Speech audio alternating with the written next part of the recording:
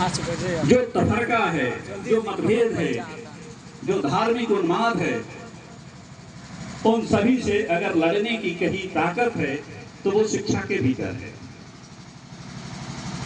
अभी डॉक्टर साहब बता रहे थे कि हिंदू मुस्लिम दोनों एक हैं। इस संसार में जितने भी प्राणी हैं सब एक हैं। ये हमको कैसे पता चला? जब हमने ज्ञान प्राप्त किया, जब हमने अच्छी किताबें पढ़ी, जब हमने अच्छी अच्छी पुस्तकें पढ़ी, तो उससे हमें पता चला, उससे हमें ये सलीका प्राप्त हुआ कि ये जो इंसान है ये सब एक ईश्वर की संतान है। न कोई छोटा है, न कोई बड़ा है, न कोई गरीब है, न कोई अमीर है, न कोई हिंदू है, न मुसलमान है। सभी एक ही इंसान, सभी एक ईश्वर की संतान हैं और हमें भाईचारे के साथ आपस में रहना चाहिए। कहते हैं कि भजन गाने की खातिर जब कभी रसखान आते हैं, भजन गाने की खातिर जब कभी रसखान आते हैं, तो मंजर देखने मंदिर में खुद भगवान आते हैं।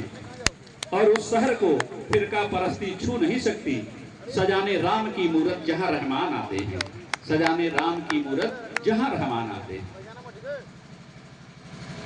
आज बहुत अच्छा लगा इतने विद्वान जनों की बातों को सुनकर।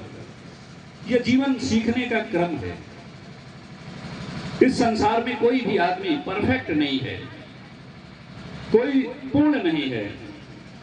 आदमी जब से जन्म लेता है और जब तक इस धराधाम पर रहता है, कुछ न कुछ सीखता रहता है।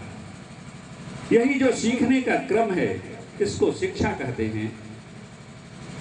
अपने बड़ों से सीखता है, अपने छोटों से भी सीखता है, कुछ गरीब से सीखता है, कुछ अमीर से सीखता है। हर जगह हम सीखते हैं। अगर हम अपने मन में ये बात रखें कि हमको सामने वाले से कुछ ग्रहण करना है, कुछ प्राप्त करना है, कुछ अच्छी बातें सीखना है, तो हम निरंतर सीखते रहते हैं। और इसी सीखने के क्रम को हम जीवन कहते हैं और इसी क्रम को जीवन यात्रा कहते हैं। आदमी जब इस धरती पर माँ के गर्भ में शिशु आता है, 9 महीने के बाद जब वो गर्भ के बाहर निकलता है, तो वो 3 बार केहा केहा और केहा की रट लगाता है। एक बहुत बड़े समाजशास्त्री ने इसका अध्ययन किया और शोध करके ये निष्कर्ष पर पहुंचा गया है कि उस शिशु को साक्षात ईश्वर अपने साथ लेके इस धरती पर